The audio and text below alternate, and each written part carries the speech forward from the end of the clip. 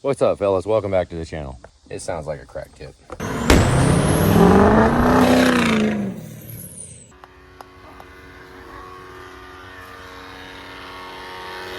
Holy crap, that's loud. Throwing some power in there. I got a bigger charger, but I like that little one. It can just sit right there. It's not outside anywhere. No strippers. That's not tight at all. Oh, it was all right.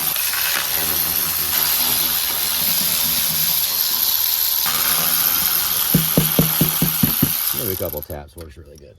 Come on, no milkshake. I'm just kidding. Yep, it looks good. We got 12mm standpipes. Left the square drives in there. I'm not really too opposed to that. That's all right. Before we pull the oil rail bolts out, so I use a long 12mm. Oh boy. Oh, that's how it gets broke right there. Very fragile. Taking many valve covers off for standpipes. Dummy plugs too, but these are 1/2-inch drive. They're not bad. Let's see what came apart. It sure did, damn. Sometimes they'll break. This tip is threaded into here, and it'll physically break right at the threads, and there'll be a separation here. Sometimes it'll do it, and you won't even know it. See all the rubber on it? Probably from originally putting it in, right? Definitely some crap on it. Duly noted. Oil rail bolts out, there's 9 of them. I pull them out and leave them. Keep my finger on it right here. Here, let me come to the front. I'll show you. I'm leaving them all in there because they'll stay. There's a long shoulder right here for the bolt to sit into. And rather than try to fumble them around, just get them all loose. Hold your finger on the bolt right there and physically separate it. So I'm holding it down. I actually just tend to hold my finger on it the whole time.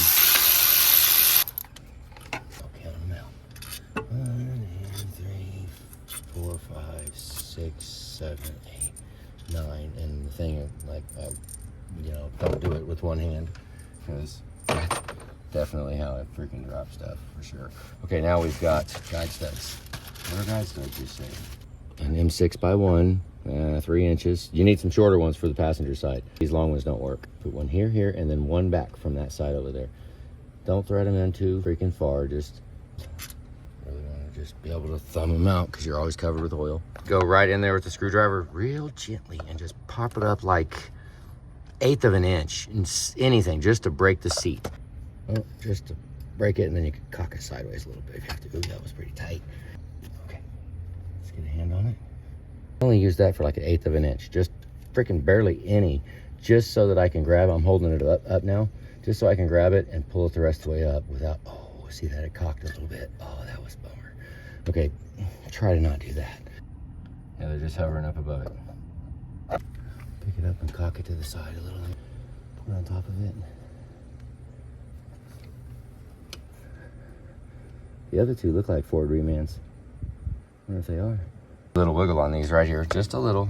Not too hard. You just want to see if they're loose. You don't want to make them loose.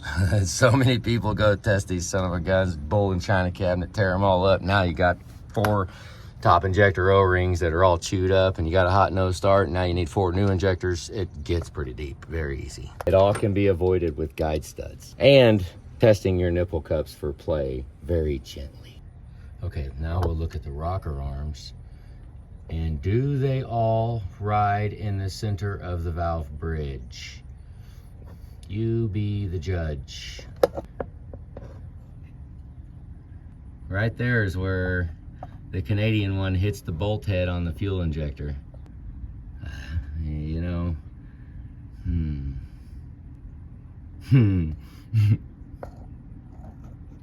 it's looks like it might be hitting all of it. Yeah, I don't know. It might be. That one doesn't look too bad. Maybe not that one either. If the nozzles, when we pull these out, are burnt black, then it was an installed improper torque issue. That's generally what happens here.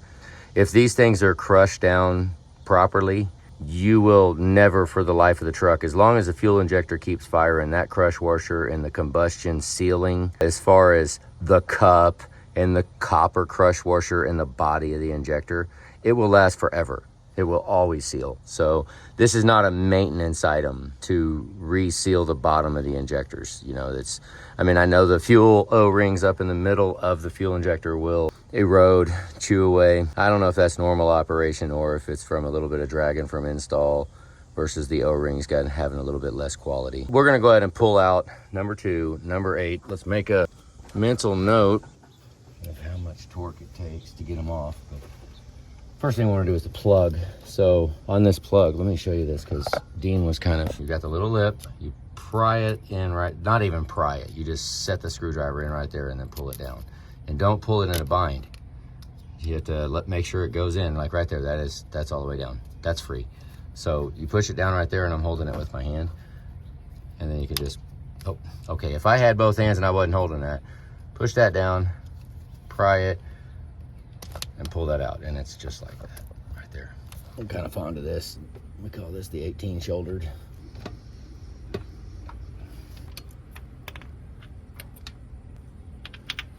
All right, now it's a T40. Let's crack them loose by. Here we go. Oh, whoa, not tight at all. Let's try this one. Oh my God, yeah. Here, I bet I can wiggle the injector. Oh yeah. Yeah, you shouldn't be able to do that. See if they come out. Yep, that one came out free. It's not bound up. For that, let's see if we have, yeah, this is where you run the risk of actually damaging the cup. And then where a fresh crush washer and 26 foot-pounds won't do it.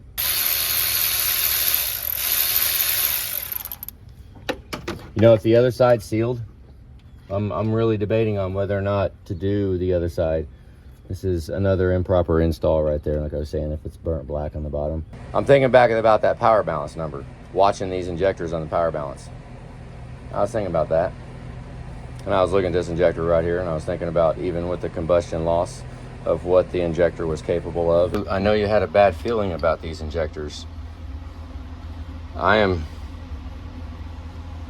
having a good feeling about them.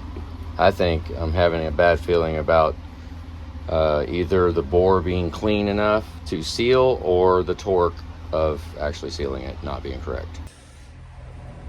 I'm thinking about re-ringing them. Re-ring them, shove them right back in the hole. Let's go. I bet you that sucker will run like a top. One thing we should do though is replace the 2 hold downs. These little bastards are expensive too. I'm not playing. Look them up. They're expensive. If the injector was over torqued, obviously you didn't strip the thread out because the thread is stronger because it's going into the cylinder head. So it will stretch this bolt. Now, once you stretch it, you might not move it right then. That is what makes perfect sense. This is a stretched injector hold down due to improper torque. When you tighten it down, like you made it 3,000 miles, that's because it was just slightly over torqued. There's no way it was under. Tightened it down too much, it almost yielded the bolt to the point to where the combustion stretched the bolt even more. Done. My diagnosis is 2 hold down clamps and 2 injector O-ring seal kits. I'm gonna put it all back together. I know he wanted to replace those, he wanted to replace the other ones. Like I said about the 2 injectors, the 2 sides, there's no saving to opening that. If you want to, over a feeling, we could wind up causing ourselves more problem in the future because of the feeling. I'm game to, I guess. You know, I really didn't want to crack that side open. I really didn't want to. I've done huge repairs, do it all, make it all happen. I want it right. If the truck's running freaking good, keep your wallet in your freaking pocket. I am gambling right now that we can re-ring these, and it's going to be just like back when you was in Liberal before it broke down. If we had a low injector from those power balance numbers, I would be pushing to get rid of them. But I would like to use these injectors as the used injectors. I was originally talking about a diag. I was going to crack it open, throw some used injectors in it to see if the engine's healthy. Go ahead and re-ring them, put some new clamps on them. These are like $30 freaking a piece each. So put a couple of clamps on it, re-ring them, and let's see what happens. Now, fixing it till it broke happens all the time. I just pulled these out of the freaking bag from 2016. Holy, okay, cardboard fuzz all over them. See them? They're all fuzzied. Those have been sitting. They've been waiting for you. It's nice to be able to go through and find all this stuff because we bought all this crap. Hopefully that will lock in all of the combustion into the cylinders. That's where we freaking need it to stay. Very easy to under clean that and that number 8 bore back there on the, just because of where it's at. It's a pain in the butt. Let's look real quick. Yeah, pretty much looks like crap, doesn't it? Oh well, I don't have any other clean ones out. That kind of is close to what it needs to look like. Does it look like there's a crush washer down in there? It kind of does. Maybe that's the reason. Double crush washers. It will not seal with 2 crush washers on it, and it will not seal. Real lightly. It won't take nothing to get it off. Don't have to get carried away. Just a light gray. This is a brass brush. This does a fairly good job. Pay attention and it'll be fine. Let's go to the other one. It's lightly grazing the very tip of the knob. The crush washer has to seal to that surface. Now, as risky as this sounds, I'm going to take this flathead screwdriver right here and very lightly see if I can disrupt anything. See if I can move anything. See anything moving.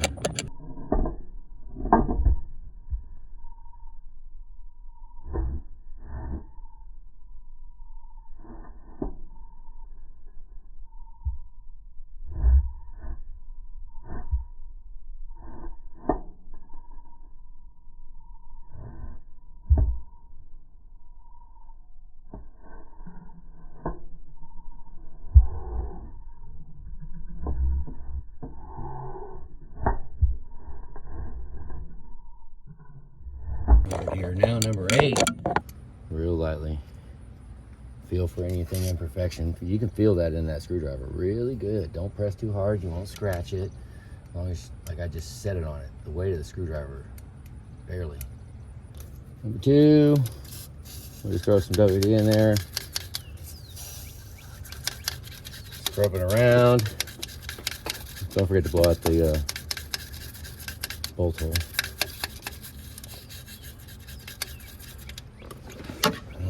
Time pass either. Drop the thing in the hole is what I say. And then in between the 2 valves, you can reach right in there and spray it right in. Now this one's going to be tough. This one's going to be black. Bolt hole. Do a good job. Do a good job. Do a good job. Tell me, guys, what do you think? Kind of looks like crap, doesn't it? There's a very good chance. I mean, I've said this 100 times, that there is a very good chance that these injector cups will not seal up. I've said it many, many, many times. So there is a chance that these injector cups might not seal up with the crush washer. I mean, if it is, it's back there on the back, throw a cup in it. But I've only had like a couple, not many, less than 5, that needed the cup removed and replaced. Most of them, I say that, I show it, it looks like crap, it's pitted, it's all messed up from the combustion running through it. But damn, those copper crush washers tend to seal up pretty good. So we're gonna ride with it. I mean, I spent 15 years making everything all perfect. Right now I wanna make things run. This truck right here, it just had a crap load of work done to it, and I'm not gonna go bang on them. I know you want to have the injectors on the other side taken apart, and before the truck leaves, it very well could go that route. But if I'm driving it around and it's good and it's not running bad and it's as it sits right there, I'm not gonna wanna, well, I guess we could, but I kinda want you to think about it for a minute. Before dropping the money on it, because I don't really have, it's always cheaper to keep her, and I do not have the best feeling in going and buying injectors when we're sitting here looking at injectors that are working. I've done so much of that, and it winds up just, it turns into too much. too much. Right now, my plan is to put this thing back together with the parts it came with, minus the 2 hold downs and the injector O-rings, the fuel filter standpipe, get the fuel on, check fuel pressure, fire this old girl up and see what happens. And then once it's running good. I've seen it before that I know right now, because the truck's broke, you want to replace, get them out of here. I got a bad feeling about it. But when the truck's running fine, you'll jump in the truck and drive across the country in it. So let's relax and calm down a little bit on wanting to just throw parts at it, because a lot of times that will not fix it. Okay, but I haven't gone to the passenger side yet, and I just looked over there. Yeah, there, look. Okay, over here on the passenger side, let's just take a little gander over there. That is an 0304 ICP sensor. Now that will cause funny idle, erratic starting, different starting. It's different on a lot of trucks. I've seen it do a lot of different crazy things, and that thing right there needs the 05 to 07 ICP. It looks, well, I've got some back there. It was starting right now. That's something that we can do in a minute. But that is absolutely the wrong one. That should not be in there. That the engine is not. Okay, let me tell you why. That is seeing at key on, engine off. That is seeing 0.19 volts. And the 05 to 07 starts out at 0.26 volts, I think is what it is. So yeah, it will work. The range is just different. That one has a different range of operation than the 05 to 07. That one right there would be for the smaller oil rails, for the solid oil rail of the 03 and the different style pump. You know, it can build up pressure really fast, the 03 to 04. This one doesn't build up pressure as fast, and you know, there's a lot of probably science behind it, but fact of the matter is, this truck is looking for 0.26 volts ICP, key on, engine off, and it's seeing 0.19, even in a perfect world, if that sensor is working right. I didn't look at ICP volts. I would have seen it then, because it's just low, and what it does is through the range of the operation of the engine, everything is just a little haywire. It's just a little off. So that sensor needs to go. We need a 05 to 07 one. Okay, back to our regular scheduled cleaning, because yeah, just because I showed you just a little bit of it, I clean it consistently and then blow it out, because in my mind that WD-40 kind of soaks in a little bit, you know, and I scrub it right now to loosen up a little bit of it. I can't really see all of it, but I've got time, a little bit. I mean, we can spend some time on this, on that number 8, that thing right there. Yeah, I want this crush washer to seal up, because obviously, you know, if there's a problem, then the cup gets even worse, right? And if there's a problem with the sealing on this one right now, my next course would be put a cup in it. If it fails again like this. Now, not if that injector fails. If the injector just fails, then no. You know, and you pull the nozzle out and it's completely looks like bare metal. You know, it should look like metal on it, not that black char that we had on it before.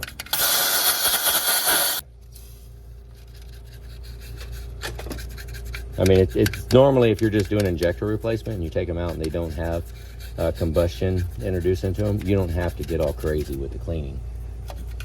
You don't. You can just give it a couple. I mean, most of the time there's enough oil in the bore anyways that you could just go in there and clean it. But I still give it like one shot of WD-40, clean it up, look down at it, scrape the carbon ridge, make sure there's no carbon on the bottom, and let's go. I spray a little WD-40 and rub around the edge, the bore right there, the housing and the glow plug housing. Anytime I pull that out, the glow plug being in the way, it's hard to do this. You can't really, you know, rub on the bore and feel it. But when the glow plug's gone, you can.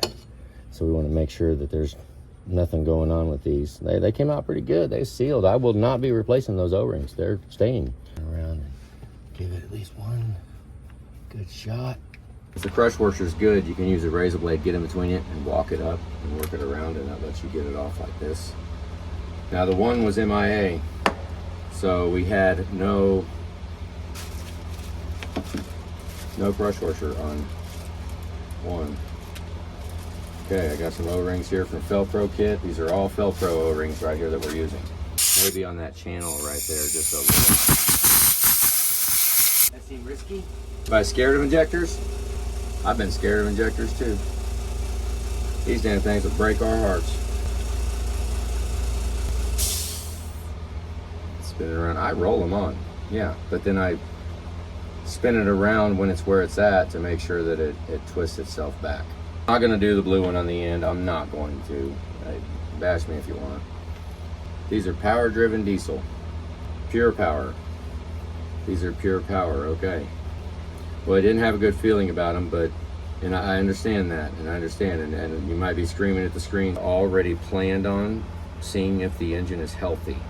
And there can be another trip in, there can be. But the failure for these injectors, either the hold down was over torqued and the bolt stretched, or they didn't tighten it down enough in the first place. Now when we're looking at this crush washer here, you've got the raised edge in the middle, right? That goes to the engine. Take a 9mm. Okay, now we'll just, there you go. Once you get it moving, you gotta go. You can't pussyfoot around. All right, the raised edge, put that on there. It don't even have to be straight because the socket will line it up. Now grab it hard. Bam, just like that. Put a little oil on them right here where it sits. We got our 2 new hold downs. They're ready to go in. Coming in, guys. Make a hole, make it wide. Now let's go back in. Pure power. Put my finger on the top and wiggle it around just a little and let it walk it down in there. Let the O-ring walk down in there. Right there. Okay, now we'll go get the other one. Come on, number 2. I'd hate to be called number 2. All right, same thing. Just wiggle it around. Make sure it goes down in. You see that? I'm liking it. Okay, all that talk. That Canadian castings. I like it. That's good. Let's go 25 foot-pounds now on the torque. Oh, look at that. I found my T40, my better one, the brand new one. It was on the freaking torque wrench from the last the in-laws injector job. Okay, 25. That's what I go for.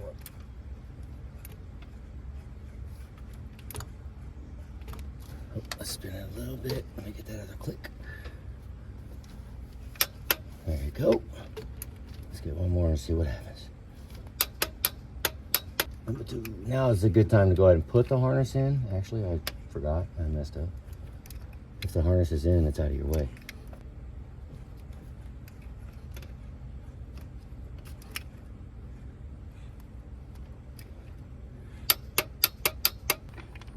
Put some oil on my finger, rub it around in the hole. Lightly lower it over the harness and then wiggle it side to side like that. And just wiggle it, you'll find the notch. And then lightly, 2 hands, okay? I'm gonna do it, well, I'll do it with 1. And then push it down, and boom, there it goes.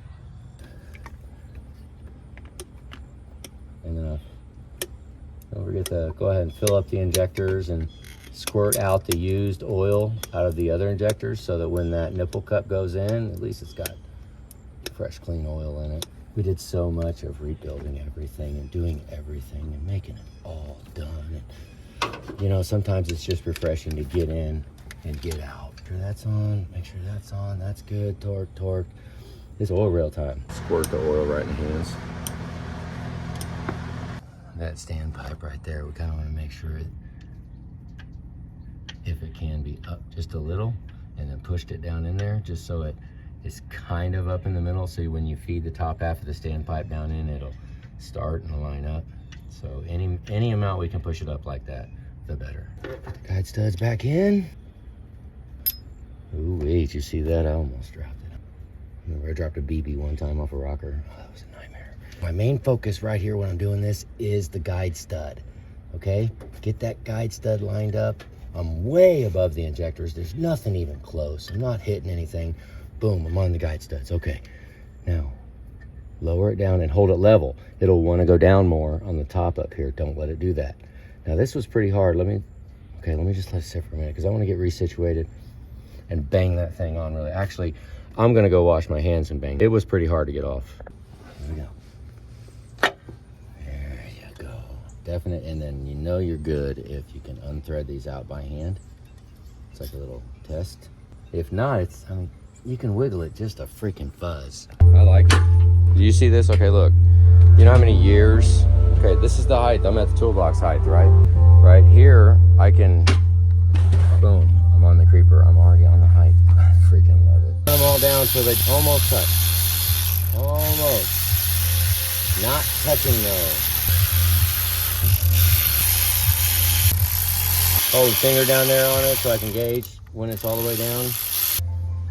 Good click. Joe taught me that, to grab a wrench here because he's such an animal and it's harder to spin. That's Joe coughing. I've taken a bunch of trucks apart because this bottom O-ring right here is messed up.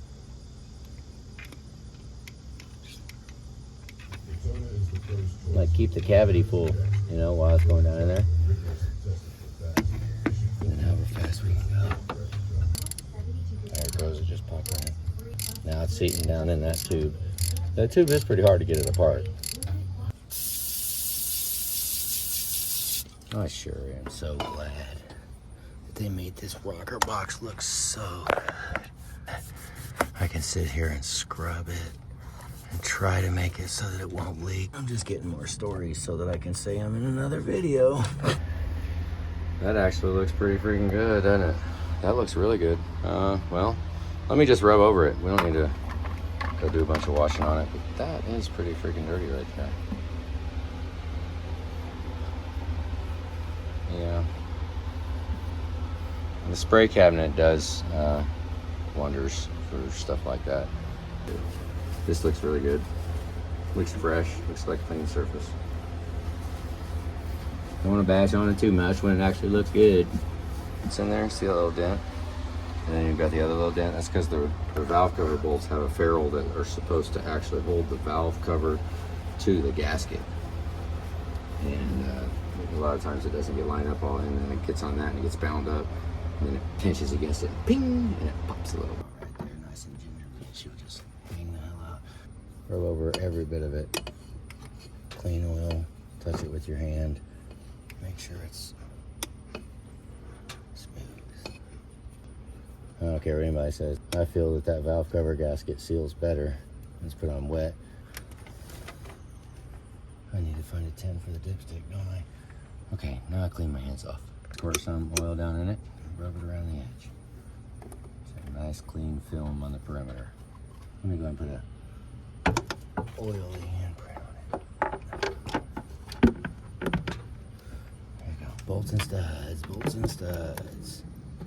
You got the Ficken mount, both of them. Which is, here's one. You got the oil dipstick. Let's start all these by hand. I don't like that. Let's go up here.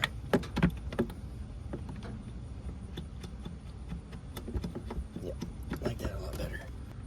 I'm not gonna force it in. If it doesn't want to go, it's not gonna go. I'm not gonna make it. Make sure you push the gasket around too, because the gasket needs to be wiggled. Oh, that feels. Okay, if I pull the threads, pull out on it, threads in good. Okay. You can tell a lot by doing it by hand. Oh yeah, look at that, went right in good. The goal would be, I could, by hand, I've got it positioned. So when I go back to tighten this, all I'm worrying about is just tightening it, not necessarily alignment, because alignment is just as important as tightening it. This won't go together. I mean, it'll go together, but strip the bolt and leak all at the same time. Do a good job.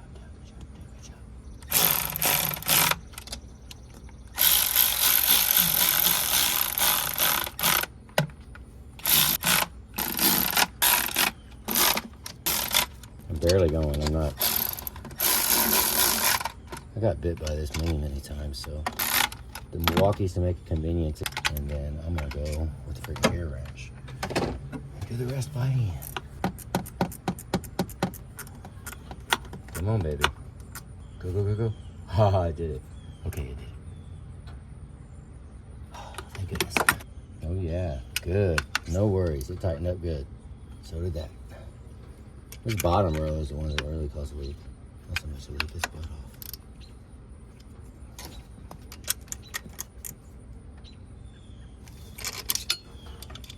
I just like to go back and touch them once by hand. It's just too easy for that Milwaukee to catch some kind of a second wind. Next thing you know, bam, you just strip the bolt.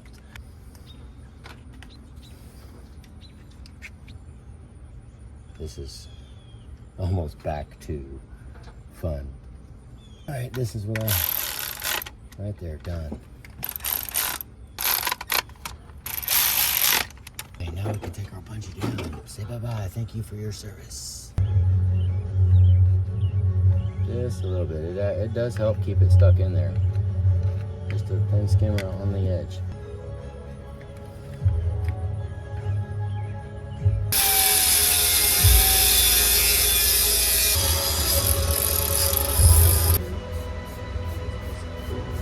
Oh, you can't see it. There it is. Here you go. We got some paint on there.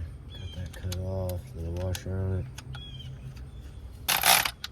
Let's spin these eights on the back. Time for glow plugs. Let's put them in. I can put a little oil in the bore before we put the glow plug in, just so that harness goes in good.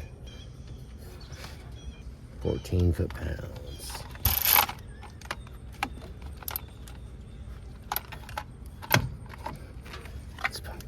Back in. Make sure you tighten this EVP adapter. All right, I got the O-ring already in it. Put a little oil in there, put a little oil in here, so it all wants to just pop on. And we now have a fuel filter standpipe. Put a little oil on top and put some around the edge too. Pop that down in there. Oh, it's threading all right. The O-ring does the sealing on these, not torque. It's kind of dirty. You see how that hose works. That's what I'm been kind of BSing the whole freaking job, wondering how that hose is gonna line up. We'll see. For now, let's get this bottle on. When you hold this up there, and that is on, then we've got a gap. Yep, perfect. Now, I'm wondering if I'm gonna wish that I would have messed with that CCV tube first before putting this on. Little guy. You think they already have it to length for... You know, I think I like that connection though.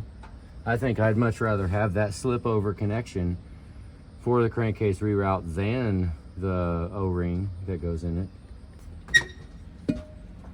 You know, honestly, it doesn't look that bad right there. Let me look up here. Oh, you can't really... There you go, you can see a little there. That might actually line up. I'll have to just cut that hose. And I gotta cut some off that hose. Yeah, I just cut it and hopefully it will bow right over to there. I mean, the problem that this tube feeds into here and then your cack boots will wind up with oil all over them. So, you know, after you break the engine in and run it, drawing the crankcase pressure out, my suggestion would be to run this back in the exhaust or something and get rid of it. But for now, the engine's too fresh. I wouldn't do that. Good luck, baby. Okay, here, I'm gonna cut it on a little bit of an angle.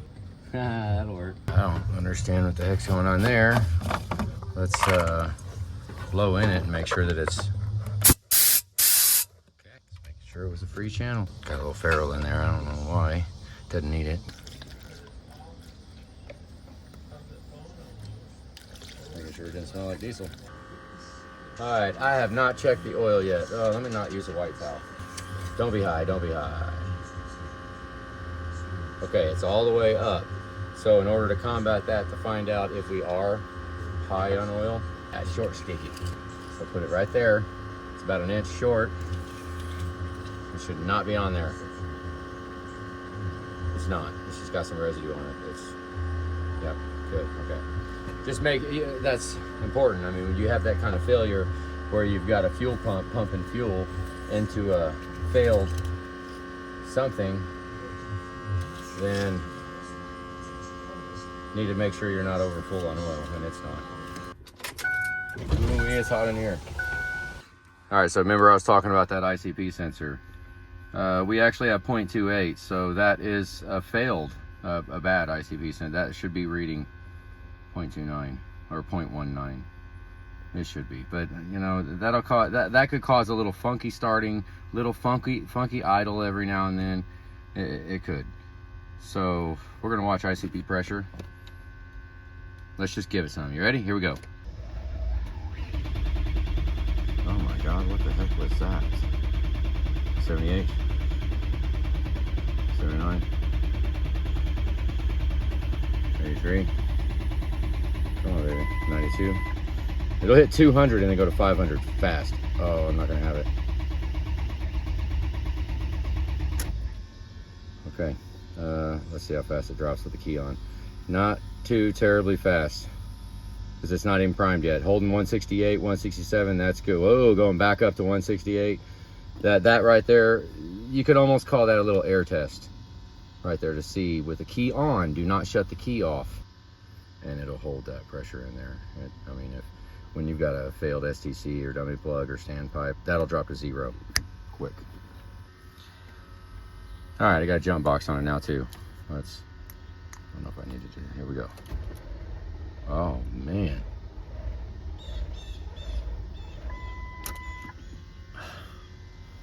You know, I don't know what is going on with that.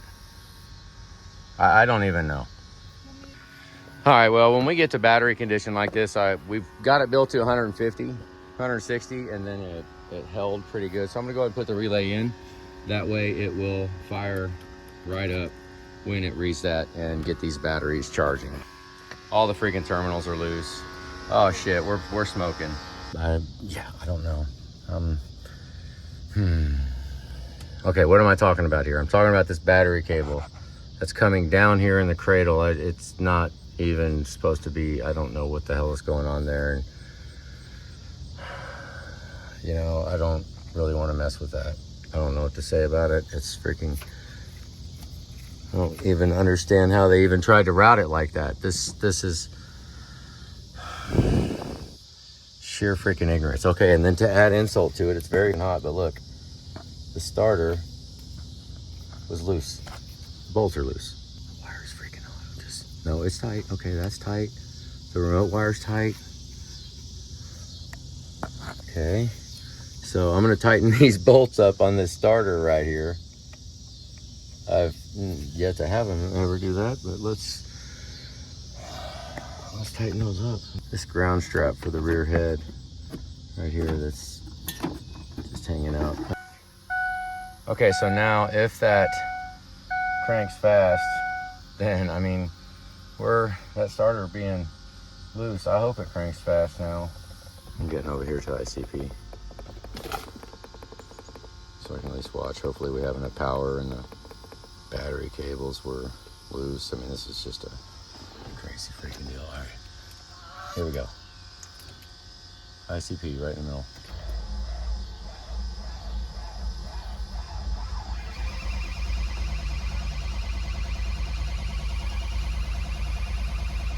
Two, 130. There you go.